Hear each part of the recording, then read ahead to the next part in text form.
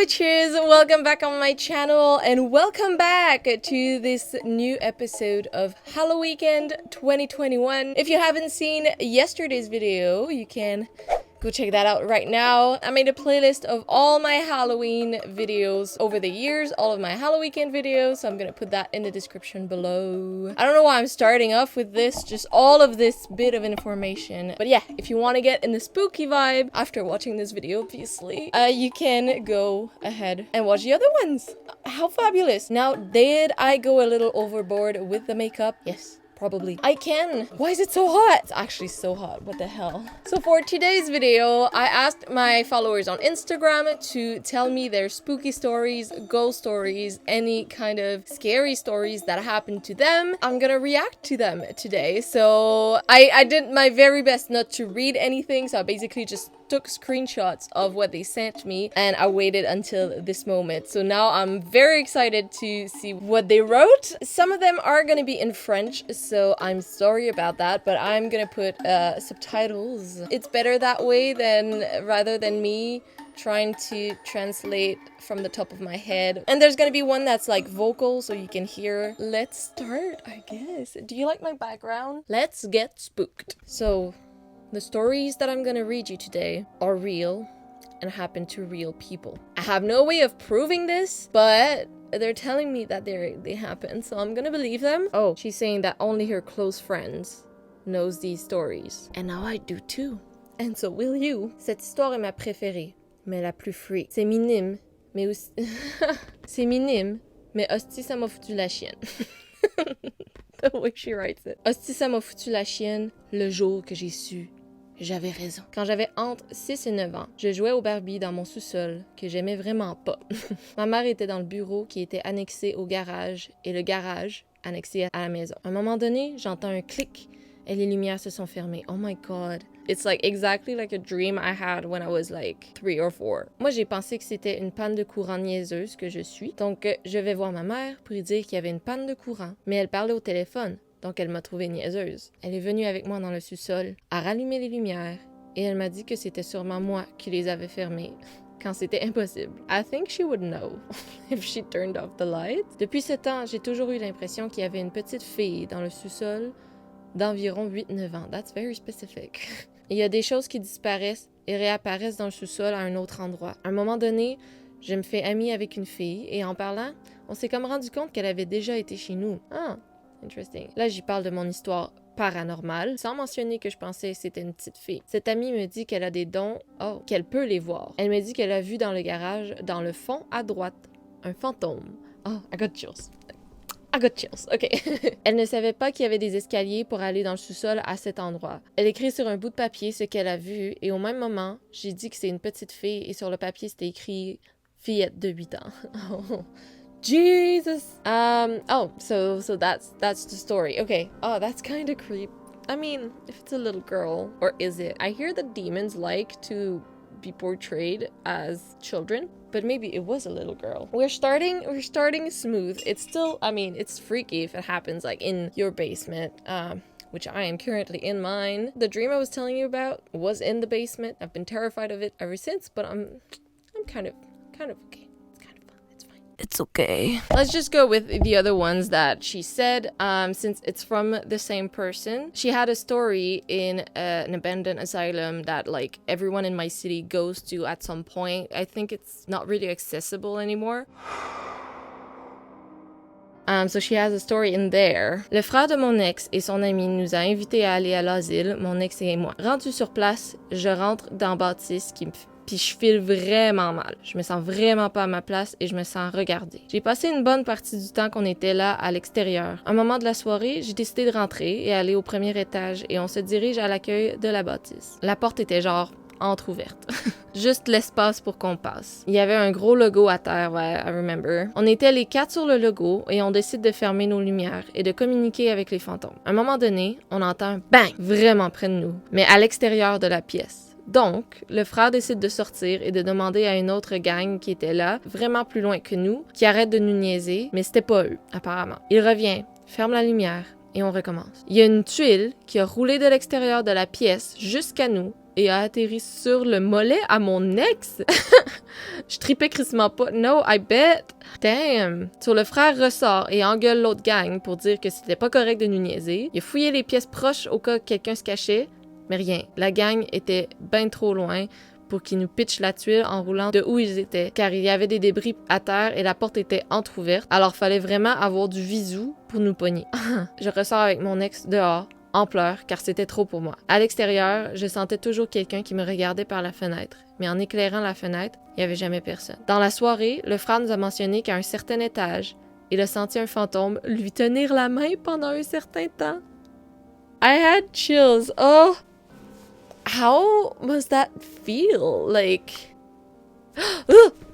the thing that got shot at them, I don't know, that's creepy, but like, I don't know why the hand thing is creeping me out more. Now that makes me just want to go back to that place. Maybe I will. Thank you for those stories. This one is rather short. Let's see if it can spook me out. So I was 18 years old and I was in a live action role-playing game. The play site is in the woods and the parking is about 400 meters away from the site. The only way to reach the site is by taking an ATV trail. Already spooky. In the middle of the woods. I was leaving the site at night because I had to work the next day. I walked with all my stuff on my back and in my hands. It was heavy and I was kind of slow without any light because I did not know the importance of a frontal lamp at the time. I was young and careless. Then, when I was walking in the trail, I started to hear sounds. Coyotes were in the wood and the sound was just getting closer to me. Whoa, no. A pack of coyotes followed me during almost all of the walk. I seriously thought I was going to be eaten alive, and I was in a total darkness, following the trail. Finally, I arrived at the parking and the coyotes just left me there. I never saw them. He never saw them. Ooh, are you sure it was coyotes? Oh, that's another kind of scary. That one is more real.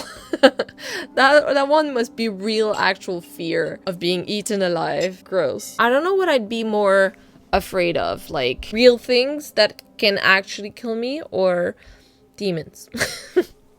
I'm like, here's another one in French. I'm sorry. It's quite long, but it's gonna be well written, so I'm kind of excited. Ok. Je trouve difficile de décrire les expériences que l'on peut vivre avec l'au-delà. Malgré les choses qui sortent évidemment de l'ordinaire, l'expérience m'a toujours semblé d'un réel excessif. Littéralement surréel. Je ne saurais trop quel événement serait le plus marquant dans ma vie. Pour ce que je sais, mon premier contact fut assez jeune. Il ne me reste qu'en souvenir des flashs et des bribes du passé, aussi flous que troublants. That's like a literal story. I love it. Ma mère fut toujours une grande collectionneuse d'antiquités. Oh. La maison en était remplie. Je commence alors à faire d'étranges dessins. Oh non!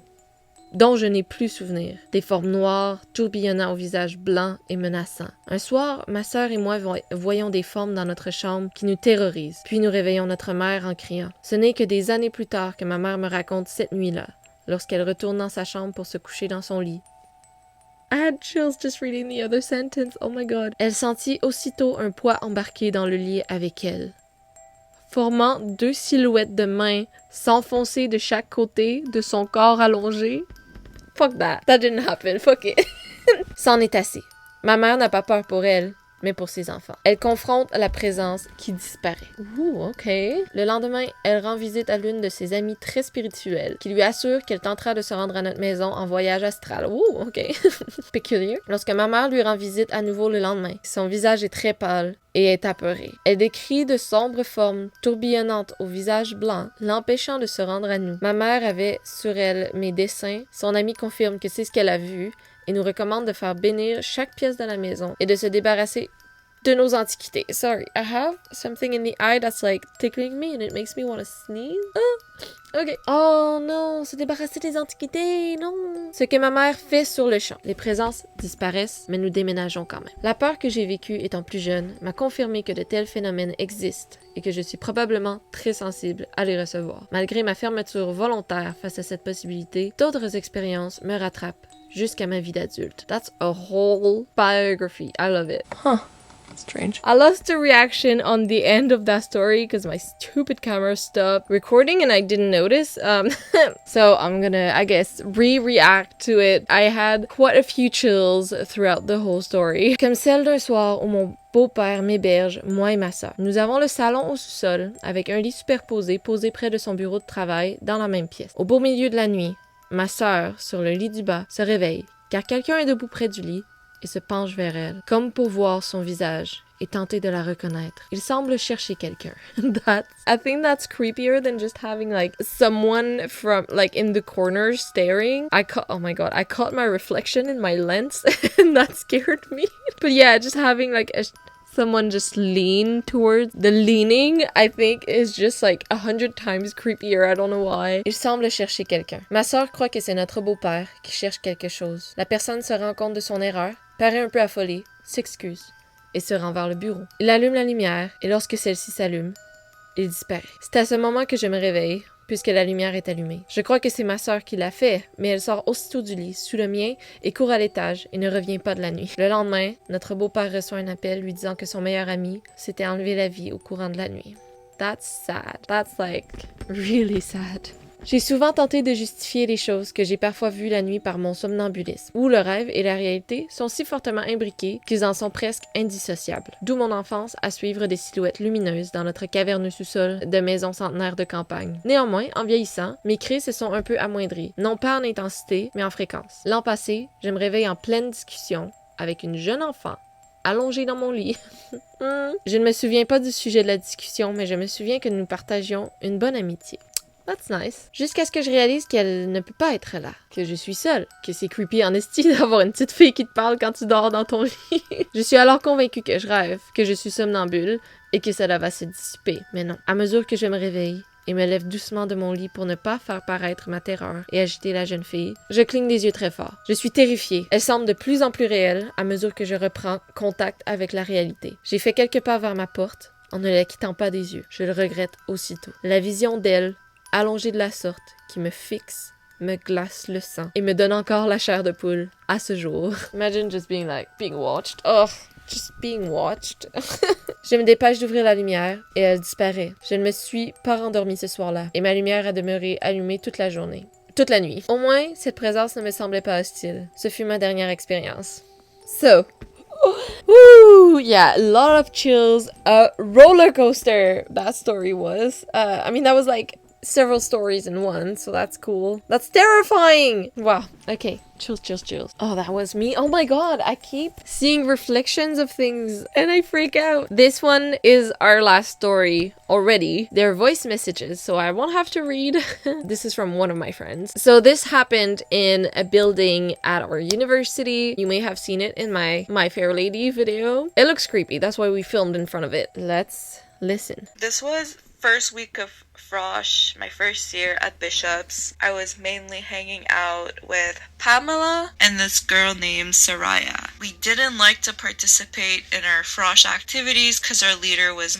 And also, like, Pamela wasn't the drinking type. She wasn't the party type. I stayed with her and I didn't party during Frosh, and we just did our own activities around campus, like looking around, finding buildings and stuff. So that's what we were doing that night. We were discovering that other girl, Soraya. She also didn't like to party, so she joined us. We basically walked around campus, the Sub, Nichols, Hamilton, Johnson, and then we're like, oh, let's go inside McGreer, like, because it looks so nice from the outside. Let's see what the inside looks like. Like, that was the one building we decided to go inside of. The other only building we went inside was the Sub, and that was just to, like, pass through. But something, like, from McGreer made us want to go inside. On its own has, like, some creepiness to it. Like, why that one? It's a beautiful building. But it's a charming building. You want to see what's inside. Everyone says that they're at Hogwarts. My first reaction going in, I remember this clearly, was, why is it empty? Like, there's no one at reception. I was ready to talk to the receptionist and just say, like, hi, we're Frosties, and we're just trying to, like, find our way and see where our professors' offices are. Like, we're not here to make any trouble. But I turned to the reception's desk, and there's no one. So I'm like, oh, I guess, like, it's Frosh week, so, like, no one's really working right now. It didn't even occur to me, like, bro, it's 7:30. McGreer is not open at this hour. Get the fuck out. And then we separate. Where the stairs are, there's also an elevator. Really? Pamela and Soraya yeah. decide to go to the elevator. Yeah, there's. They thought the elevator would take them to the same place that the stairs are taking me. Oh. I was drawn to the stairs because it's a beautiful set of stairs, and I also saw like the beautiful library door. So I'm like, I'm gonna go up the stairs. We'll meet on the second floor. But that's not how McGreer is structured, as you know. I tried to go into the old library, but it was locked. So I went towards the registrar and then to the right and up the stairs again where the professor's offices were. The temperature did change. It got colder, but I have an explanation for that. Going up the third floor, it feels a bit chillier. But then I see like there's an AC. And anyways, I just start looking at the names on the doors, and most of the psychology teacher are in McGreer on that floor. So I'm like reading the names and I'm like, ooh, this person and this person. So I'm like, I wasn't even like opening the doors. Like I was just reading the names. And I went all the way to the end of that room where there was an exit door. Now here's where the paranormal shit happens. On my way back, I'm not walking faster. I'm walking at the same pace. I'm still reading the names on the doors. So I passed by this door, but I didn't even notice it because it was pitch black. Okay, the lights were off. It was a glass door, creepy. and it didn't make sense for the glass door to be there. I don't know if you've seen it or not. There's a glass door. I guess it's modern, but it's just like, it doesn't make sense because everything else, all the other doors are so old. And then there's this modern, huge glass door. I didn't even notice it because it was pitch black, like I fucking said. I thought it was just the wall. I'm 4 feet away from it, and I hear that door like bang, closing, either closing or opening. I don't know what. I couldn't tell. What? And it's glass, right? So it's like you really hear it. I turn around. There's no one there. But I'm curious because I'm like, oh, Pamela or Soraya are fucking with me right now. Again, I'm gonna repeat myself. It's pitch black, girl. I look inside, like I put my hands on the glass door and I like stick my head into my hand to see if I can see anything, if I can make anything Creepy. out. Nothing. Not anyone giggling, running away. And I get the creeps. Yeah, she was just gonna talk about the temperature change, and I'm suddenly freezing. I literally got the chills. Like, I got goosebumps on my back, like, everywhere. I don't even know if, like, it's this cold because of the AC. How is this one AC making this entire long-ass hallway cold? Why is it freezing? I'm scared. I'm like, nope. I've watched enough ghost hunting videos to know when the temperature drops in a certain room, it is fucking haunted. So I call Pamela. They're actually above me because I hear their footsteps. They're running. And I call Pamela. She picks up. And I'm like, yo, where are you guys? Pam is freaking out. She's like, Shaq, I'm getting the fuck out of here. I just saw something. It floated away. What? Pam and Soraya are running towards the elevator. That's their only way out of there. Yo, that's so weird. I paused my camera because like after 20 minutes it stops by itself and it was getting closer, so I was like, I'll stop and press record again. I kept listening to the story and then I went to check if it was recording again. It recorded for literally like 5 seconds. That's never happened before. Is it even recording right now? I'm not gonna say anything, but that's spooky on its own. Okay, so I was just looking at my footage to see where I was at in the story so I could go back so you'd have the whole thing. Like, I guess I just didn't set the right time on my camera, but also I don't know if you guys can see, it's not really focusing, but it says that it's at 3:15 a.m. and my camera started lagging anyway, so it says that it's basically at 3 a.m. there on my camera. We're gonna ignore that and keep going, right? So Pam and Soraya are running towards the elevator. That's their only way out of there. That's where I was. And I'm just like, yo, fuck no, because this happened immediately after I heard the door close. It happened at the same time. It was simultaneous, you know, like when I heard the door, she saw an appearance, which like I 100% believe her because I saw a portion of it. You know what I mean? It's just, it makes sense. Maybe the ghost floated up to the 4th floor. I'm running. At this point, I'm not even walking anymore. And I'm waiting for the girls at at the elevator. Pamela and Soraya come out, and Pamela's like, yo, I'm getting the fuck out of this building. She runs out. She storms towards the door. Soraya storming behind her. We shut the door, and we're like, yo, what happened? Like, where were you guys? She tells me, like, she was in this, like, office space area as well. She's like, we get upstairs, and then all of a sudden, as we, like, walk forward, the temperature drops and it gets really, really cold. And we walked all the way to the end of the hallway, like I did. And as we're walking back, I see an orb. She actually explained seeing somebody in like complete white, as if they were wearing a white robe. It could have been a graduation gown, I don't know. She's like, the person was all in white, they were floating, their like feet was not on the floor, and they just disappeared after I saw them. And I look at Soraya and I'm like, did you also see it? By the time Pamela freaks out, Soraya looks, nothing's there, and Pamela's running. What could have opened that door, I don't know, or what could have exited that door.